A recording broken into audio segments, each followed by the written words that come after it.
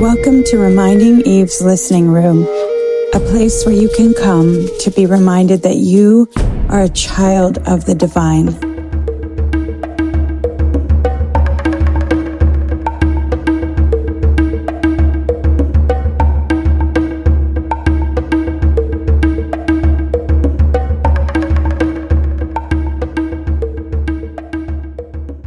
So, my angels,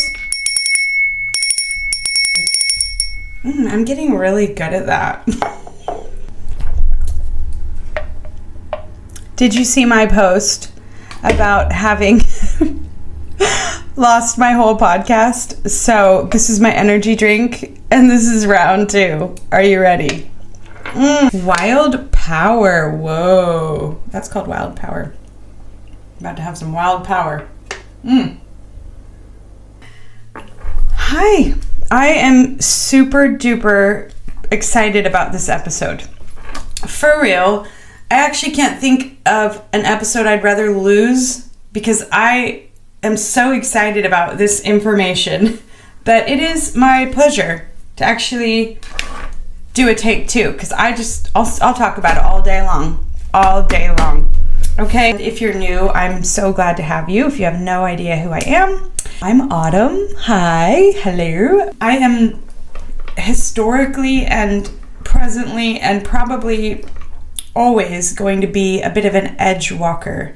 So I'm curious, and that translated right through in academia and school and religious systems, all of those things for me. I always tended to be on the outside looking in. So when you don't fit quite anywhere, come and sit by me.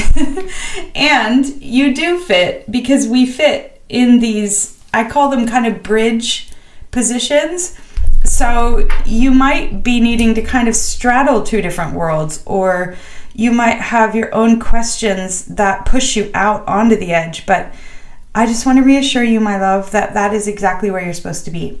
Okay? And don't conform for anyone. Right, off my soapbox. Okay, so I just turned in my final dissertation to the University of Oxford, where I've been studying ancient Near Eastern culture, ancient Hebrew, theology, and I've been looking very, very closely at Genesis over the last few years.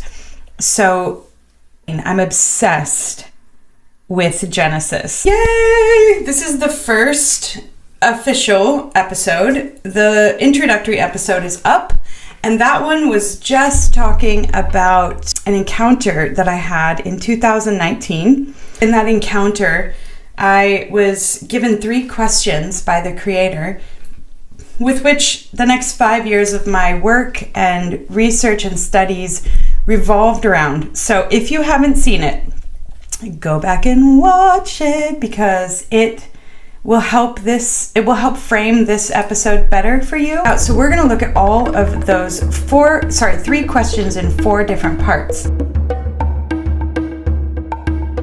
I'm aware that when people think of academia, or people who go to Oxford, or all these, Cambridge, Harvard, all these places, right?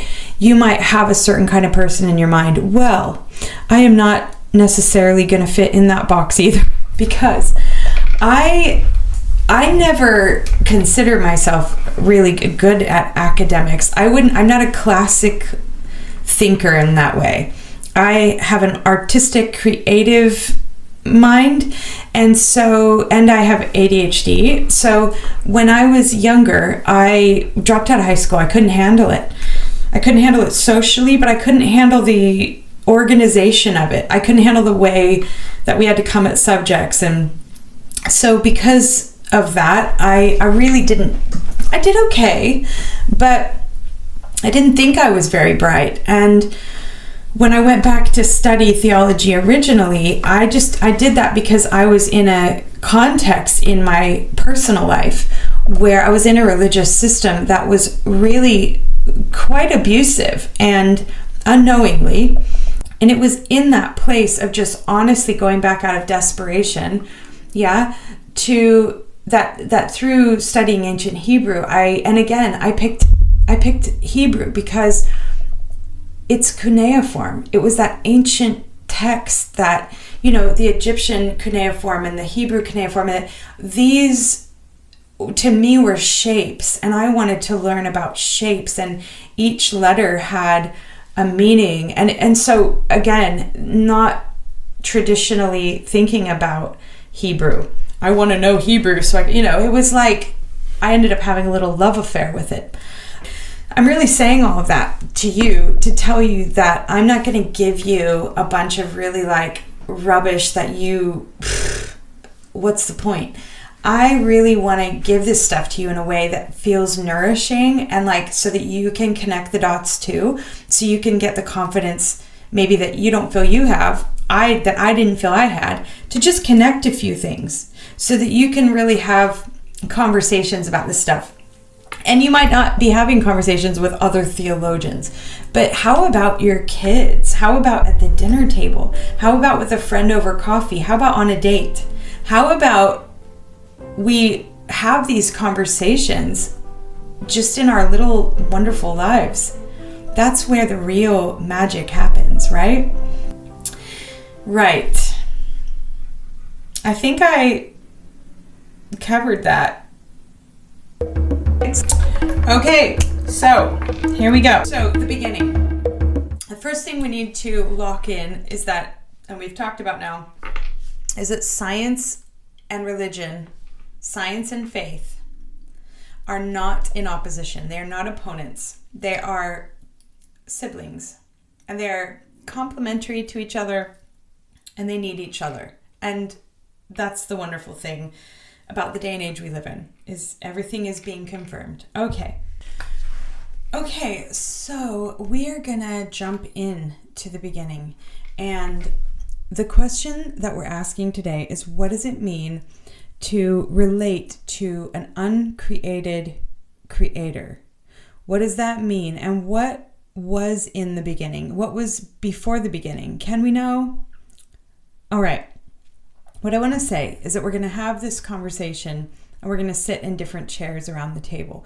So we're going to sit in the chair that science looks at the beginning. We're going to sit in a chair that metaphysics or philosophy looks at the beginning. And we're going to sit in the chair theologically, where Genesis is talking about the beginning. And we're going to sit around the table. And we're going to see this conversation from all different angles, okay? Now, again, Genesis that's my field more of expertise. So this is going to be a Judeo-Christian look at the foundations and the claims within Genesis, okay? So the kind of underlying questions that these three different chairs are asking. Science is asking, what can we know materially about the beginning? Genesis is asking, how do we think about God in terms of the beginning? And metaphysics and philosophies is asking, how do we deal with that? How does that affect us? Cause and effect and stuff like that, okay? All right, so the first chair that we're going to sit in is going to be the theological chair. We're going to sit in the Genesis chair. We're just going to look at Genesis, just the very first line real quick. We're going to make a few decisions so that we can then go on and sit in the science chair. All right, the beginning, Bereshit. Genesis means in the beginning, and that's Bereshit. Bara Adonai. So in the beginning, God created. This is what Genesis is claiming. I want to give you another little key, and that is I want you to learn the word protology. I'm not being patronizing, but when there's a couple words that we really need to all share. Okay. The discussion we're having about the beginning there's a term for it, and it's protology. So that's the study of the beginning of things, the origin of things, right? Not cosmology, but protology. So the beginning of things. So we're having a protological discussion, and now you have a very big new word that you can use at Starbucks. So there are different ways of looking at Genesis, all right? Now, the way that is, I'm going to say this gently but firmly, the outdated way of looking at Genesis is from a creationist view, or in other words, a biblical literalist view. What that means is that some people, when they read Genesis, and this is perhaps just taught and passed on, but when they read Genesis, they think God actually made the world in 7 days. When it says he made this on this day, it means he made that in a 24-hour period. When it says in the beginning, it means in the beginning. We're talking about a point of time. And this is the biblical literalist view.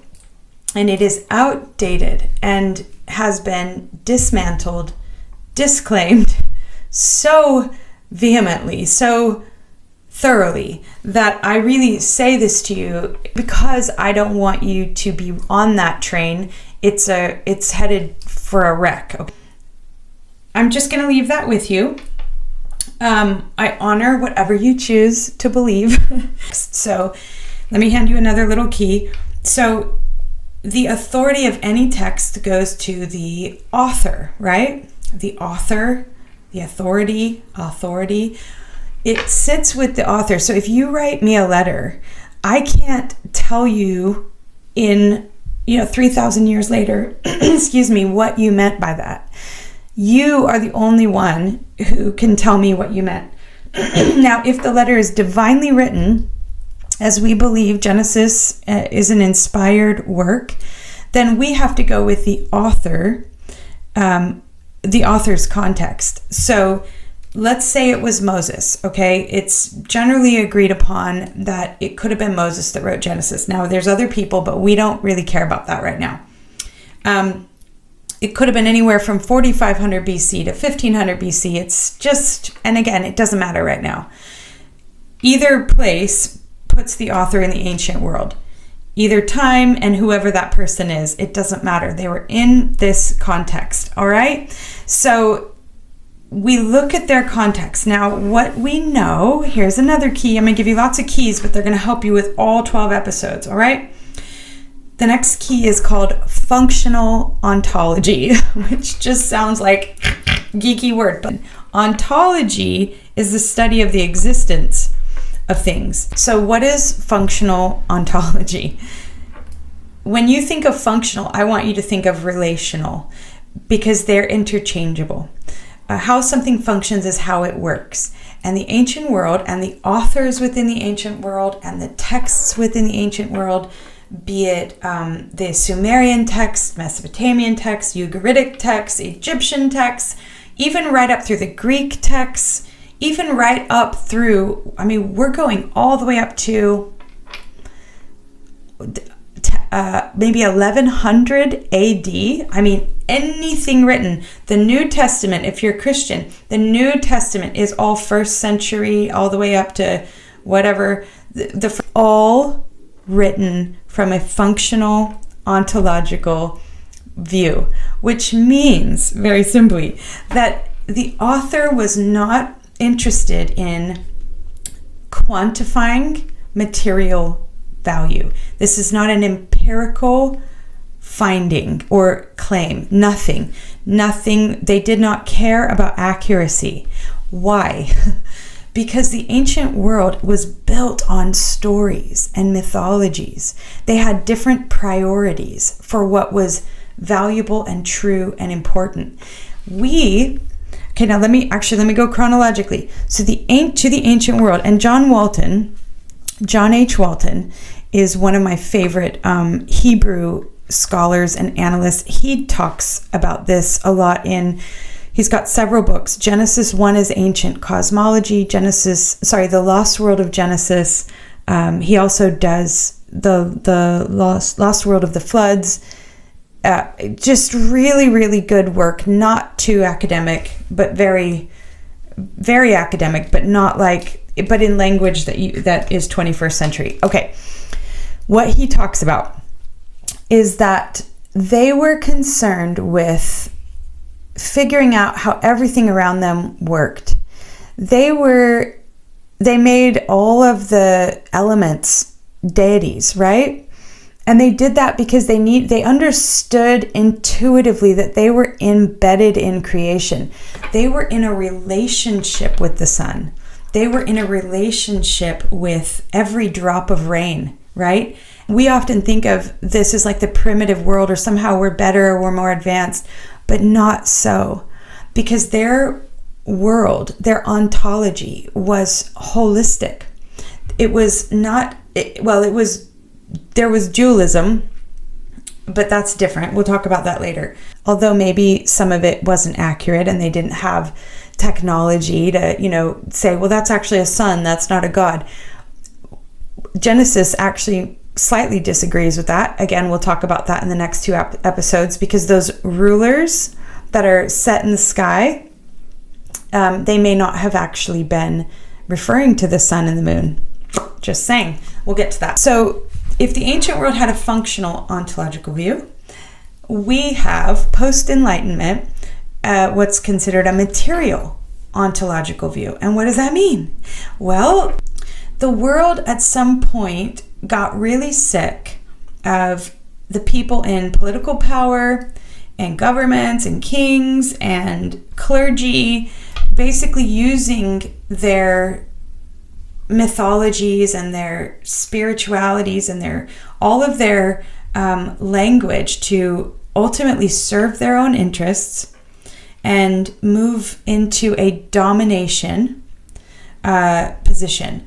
And because of that, humanity always corrects, right? So we see the Age of Reason and the Enlightenment and all of this huge change to, rubbish. All of your mythologies, we just throw them away now. All of this political prowess, we're just going to throw it all out because you're just oppressing us with this. You're just using all of that to keep us down and build your empire, right?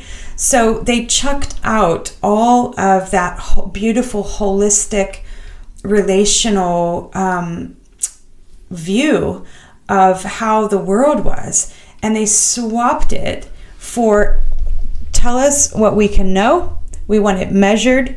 We want logic. We want reason, right? So we want what happened in the Enlightenment. So, and that makes sense, doesn't it? So we compassionately have to go, I get it.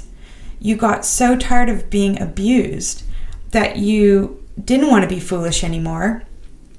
The human soul inherently understands it is meant to be free of oppression. So we throw off those shackles, but then we overcorrect, because that's what humanity always does. We overcorrect and we go so far into reason and into logic that we have thrown out mythology, we have thrown out the stories and all of the great,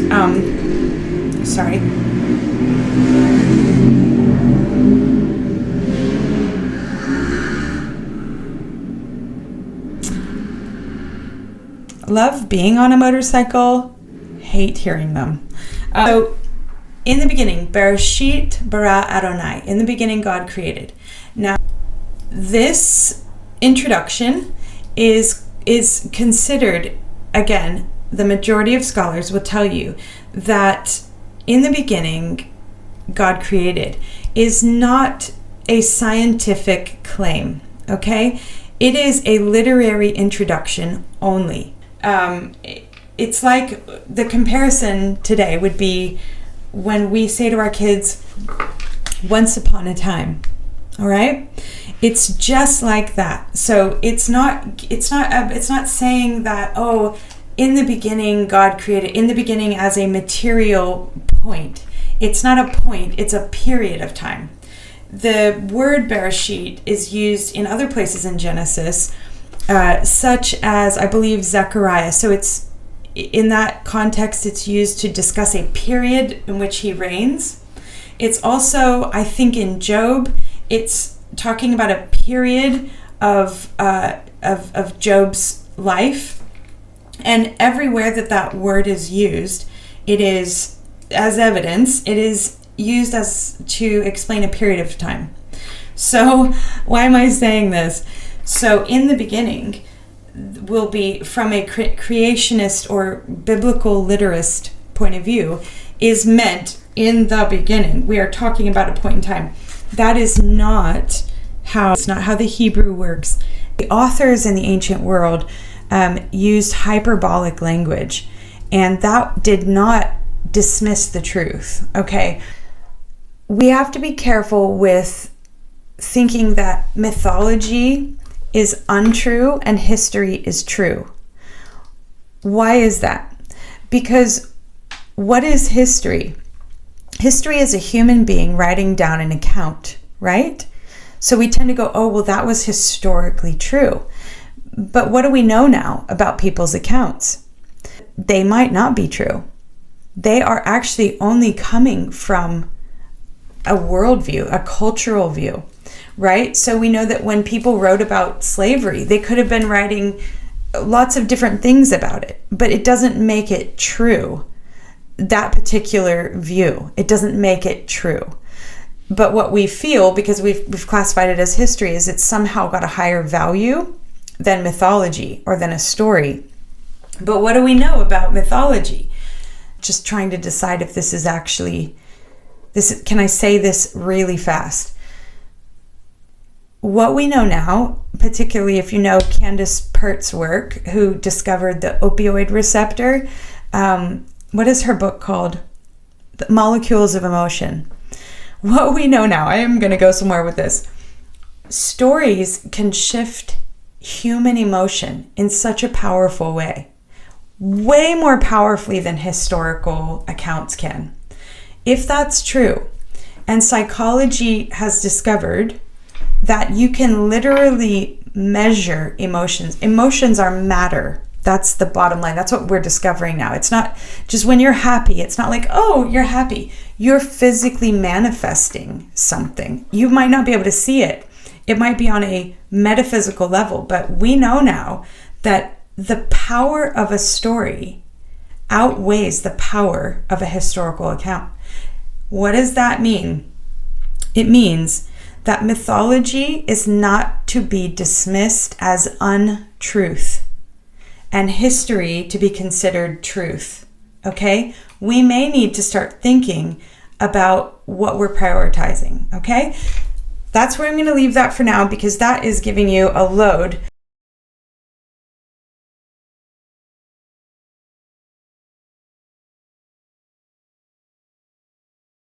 So, if Genesis is not making scientific claims, which it is not, it is making theological claims. It is telling us who God is, and it is telling us stories about who God is. Not to tell us a lesser truth, but to tell us a greater truth. Okay?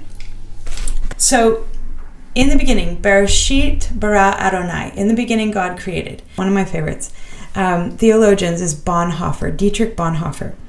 And he is going to say and point out that it does not say in Genesis, in the beginning was God, and God created. And it is for this reason that we are going to let the text just say what it's saying. It's saying, in the beginning, God created. Now, is this God's beginning, or is this the world's beginning? This is the world's beginning, right? Because all we know is that God is a creator. So the creator is not allowing us to know about his origins, okay? We are looking at the claim that this story is going to tell us about the beginning of the world. Okay, good. Now,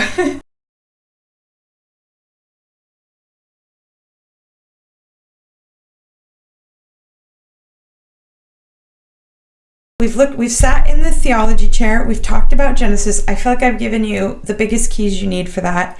And now we're going to move on to the Big Bang. I'm so excited. Are you ready? I'm so excited. Here we go. Okay. Little dance break. Oh my God. I'm needing to get my energy out because honestly, I did this whole podcast this morning. And my brain is a little quicker in the morning, so let's get it. All right, we're going. Alexa, off. Girl, Girl, I gotta talk about the Big Bang. Don't play. All right. Okay. Last year, I think I said this, but I took a class called Science and Religion. So I'm going to link the paper from my super geeks. If you want any of this in deeper length, you can go read this paper, and I will literally just have to give you like stars. Okay, you get teacher's pet award. But honestly, if nothing else, go and get the bibliography off this paper because it has the best resources. All right. Okay, so let's just talk about the Big Bang. Okay. The Big Bang Theory is the leading cosmological view of how the universe started, okay? Origins story, all right? Origins theory. Okay.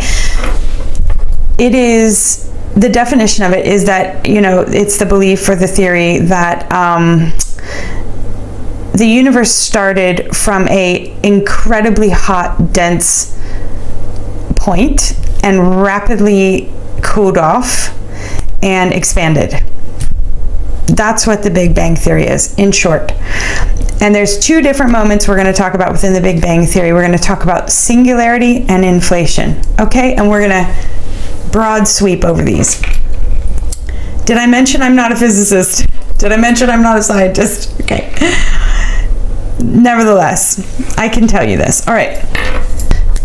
Okay, so we're going to start with the moment of singularity, which is this very, very intense, dense point.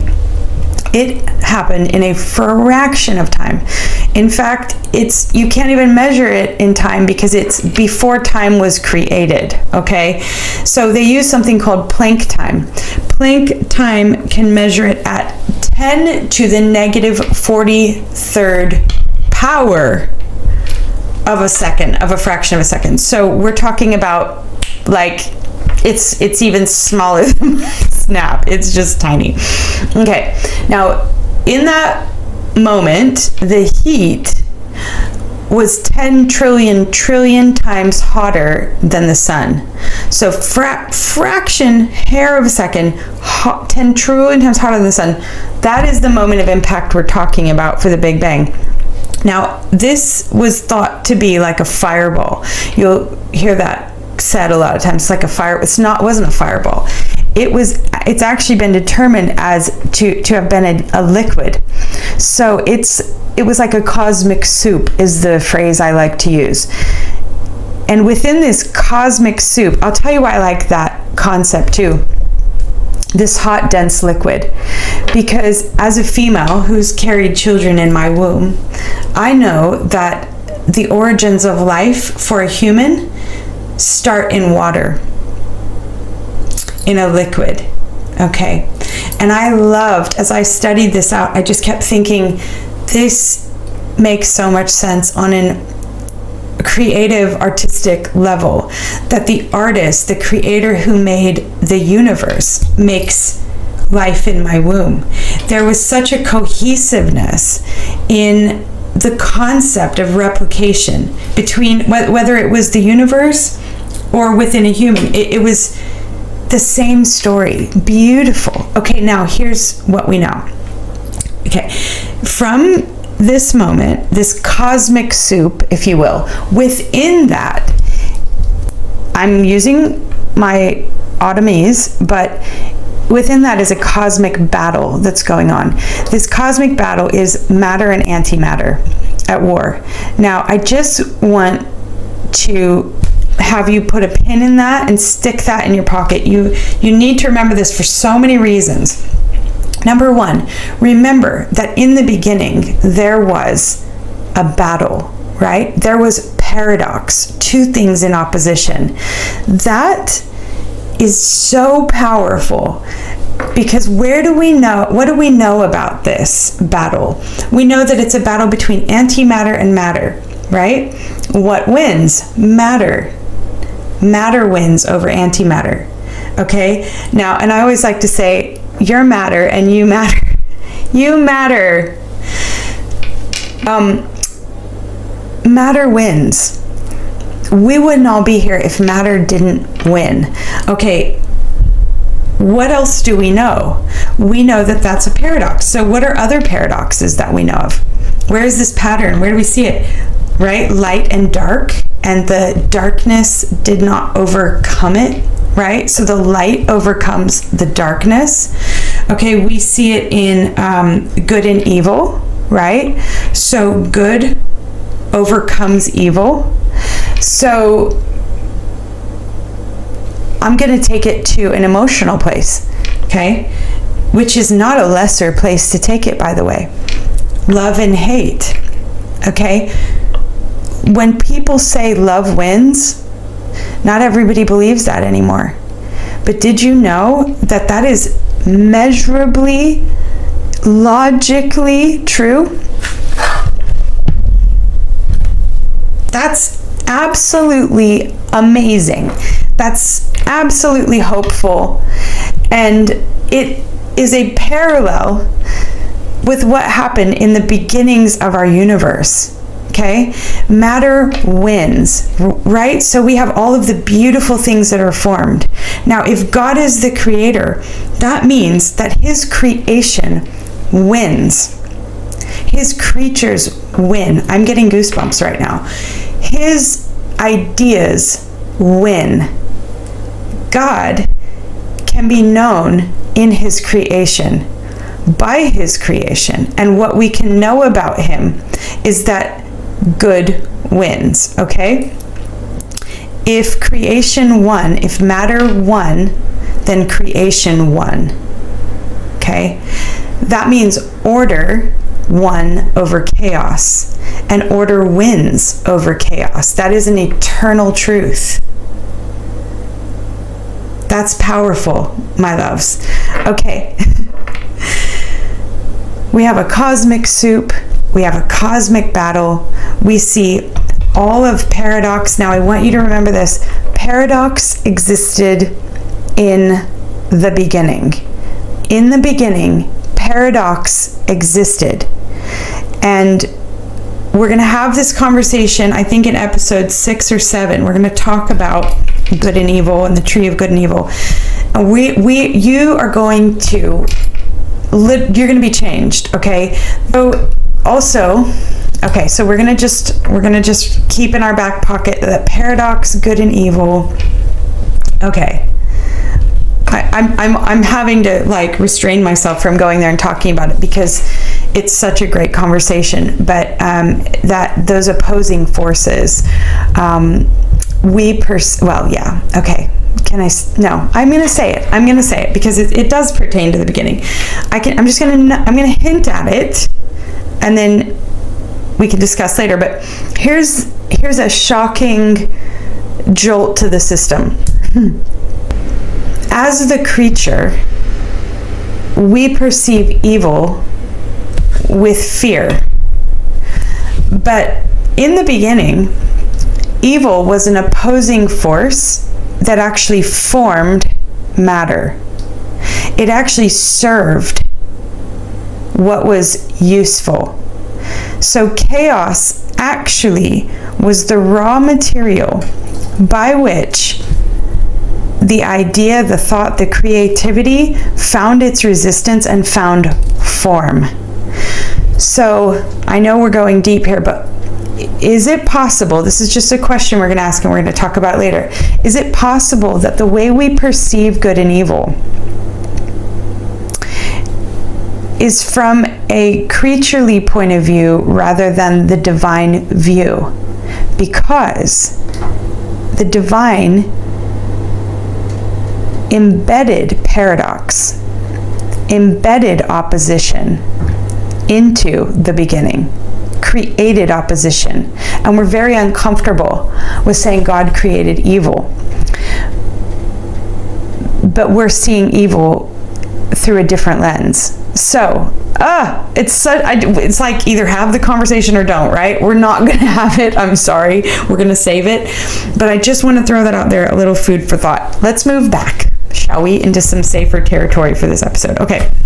Another little fun point, and this is the work of Dr. Cy Gart. I think he made a book called the work of his hands or something. He was a biochemist who was an atheist, and he was working with the kind of theory of how to create life, okay? And the short of it is, and scientists will say this together, but we cannot create life. We cannot generate life. We can only reproduce. We can only create. The Hebrew word is asa. We can only make. We can't create bara. Creating bara out of ex nihilo, which means it's the Latin for out of nothing, right? In the beginning, God created. He created out of nothing, ex nihilo. He barad out of ex nihilo. He created out of, we cannot do that. Humans can asa. That means we can make. So we can take raw materials that are already created and we can make. But even as a biochemist, as he was trying out these different theories, and he began to realize and reflect on the limitations and the boundaries that we meet. And that's really what we're talking about with this. So, okay. So out of this moment of singularity comes the four forces. Out of this explosion, this hot moment, comes the four forces that run our whole existence. So do you know what they are? I'm going to just ring the bell. What are the four forces? Why did I ring it now? Should I ring it after? Okay. Electromagnetism, strong and weak nuclear forces, and what's the other one? Gravity. Gravity. The four forces that run our existence, that sustain our existence, came out of this moment of singularity. Okay, first things. This is before atoms were even in existence, before anything. Okay.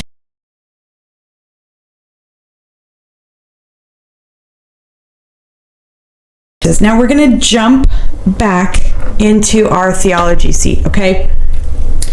What does it take to be God? Remember our question, who is God? Well, we know he's a creator, right? We know we can't know about him, but we can't go behind the beginning, and we can't go behind the Big Bang even, because we can't get behind the moment of singularity, although people are trying, and we'll talk about that later. We still don't know about how God was created, period. So we call him the uncreated creator.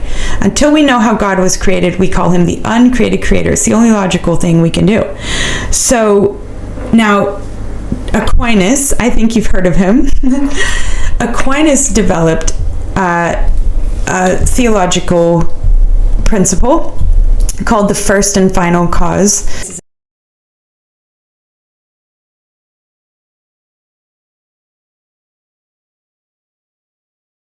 In order to be God, we're talking about who is God, you have to be completely independent, an independent entity. You cannot need any of creation or anything in order to sustain you, right? Because you have to be absolute, divine, all-powerful. This is what it would take to be something that we would call God, the creator.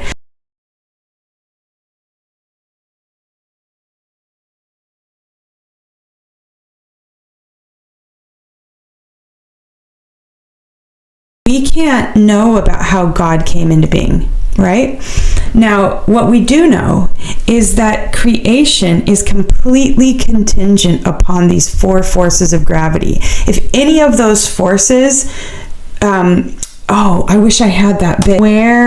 Okay, so Ian Barber adds to this conversation that had the nuclear forces not been designed with the precise compositional balances, the world would have either been all hydrogen, effectively unsustainable for living, or it would not have had the right balance of oxygen and carbon, making organic life on this planet uninhabitable.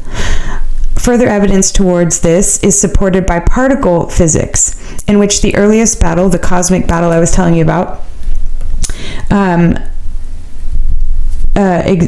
in which that battle takes place. The results of life are as we know it. So we formed because of that. And had that battle gone slightly different, That's really all this is saying. The scientists think it's because the antimatter is slightly more of an unstable molecule. That's why matter won. That's why we are here and formed. So what this is saying is that we are definitely completely contingent upon the way things were made in delicate, precise balance. If anything shifted, life would not be sustainable. So in this way, because creation is completely contingent, and not just humanity, but everything else in the universe is contingent upon these delicate mathematical balances. We are contingent. Creation is contingent. The Creator is not contingent. The Creator, we don't know how the Creator was created. We cannot go behind, scientifically or theologically, we cannot go behind the beginning and answer this question, which supports that God exists. Because as soon as we can know how God exists, we no longer are just the creatures. We now have divine understanding. Okay? So as long as we can't know the first cause, it proves that we are not God. Does that make sense? Okay. Elon Musk had, is it Groot? Why am I thinking of Groot from Guardians of the Galaxies? Elon Musk's AI assistant, they were doing some tests and running thought experiments as to what are the limits and sort of stretching the limits of AI a bit. And they started to ask this assistant to express itself as God. And you could go look it up on YouTube. There's a couple of really good, I don't even know how I ran into it, but anyways. And it's interesting that the AI was kind of mathematically presenting God as the question that cannot be answered, or the answer that cannot be questioned, something like that. It's like these really kind of esoteric questions, but very Greek in a way. And the AI, this particular episode was explaining the way the AI is sort of encouraged to think in different modes. And what it found was where it was really producing mathematical answers, or very logical answers. But when it was pressed further, it started to use a mode of thinking that was surprising and unexpected to the people running the tests. And that was to say, it moved into something called an apophatic theology reasoning. What does that mean? So apophatic theology is when you explain what something is by explaining what it's not. So it's like Autumn is not black. Oops, Autumn is not black. Although maybe for a small part of her teenage life, she really wanted to be. Autumn is whatever, okay? So deducing. And in this way, the AI was saying, I can't explain what God is, right? Nobody can. And then it shifts again into kind of analogy thinking. And it says, I am not the creator. Apophatic analogy. It's very sophisticated reasoning and thinking. This is the most intellectual thing that above any human intellect, okay, is this AI assistant at this point. And it is identifying that it is not the creator as a way of explaining the creator. Isn't that interesting? And the guy actually says something, which is this book, which we're going to talk about so much, which is about boundaries. It's almost discussing the divine, absolute, as we're only able to explain it or discuss it from the beginning of a boundary, by putting up a boundary. that says, I am not the creator. I think I did a good job breaking that down.